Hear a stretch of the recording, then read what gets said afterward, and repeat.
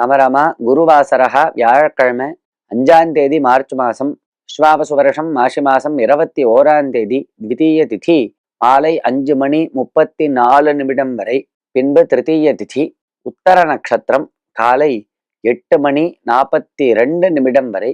பின்பு ஹஸ்த நட்சத்திரம் சூலயோக கரஜகரணம். ராகு காலம் மதியம் 1:30 மணி முதல் 3 மணி வரை. யமகண்டம் காலை 6 மணி முதல் 7:30 மணி வரை. நாளைய தினம் சனி பெயர்ச்சி. பஞ்சாங்க ரீதியாக மாறுபடும் இந்த கிரக பெயர்ச்சியினால் பலன்கள் மாறுமா?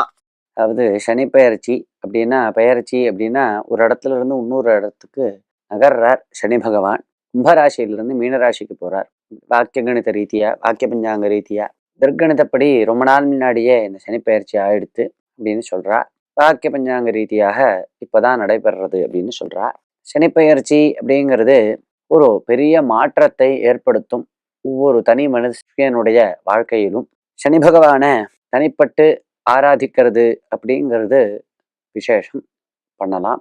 திருப்பதி வெங்கடாச்சலபதிய பூஜை பண்றதுனால சனி பகவான் ரொம்ப பிரீத்தி அடைகிறார். அவருடைய தோஷங்கள் எல்லாம் விலகிறது.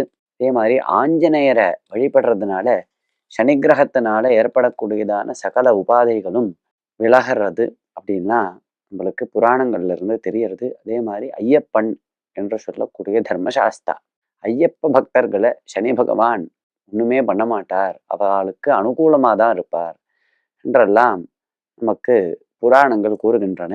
அந்த ரீதியில இந்த சனிப்பெயர்ச்சி அன்னைக்கு எல்லாரும் சனி பகவானை பூஜிக்கணும்.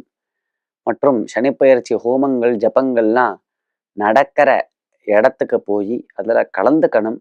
பகவத் சந்நிதியில பகவன் நாமாக்களை சொல்லி நம்மளுடைய நன்மைக்காகவும் உலகின் நன்மைக்காகவும் பிரார்த்தித்து கொள்ள வேண்டும். ராமராம்.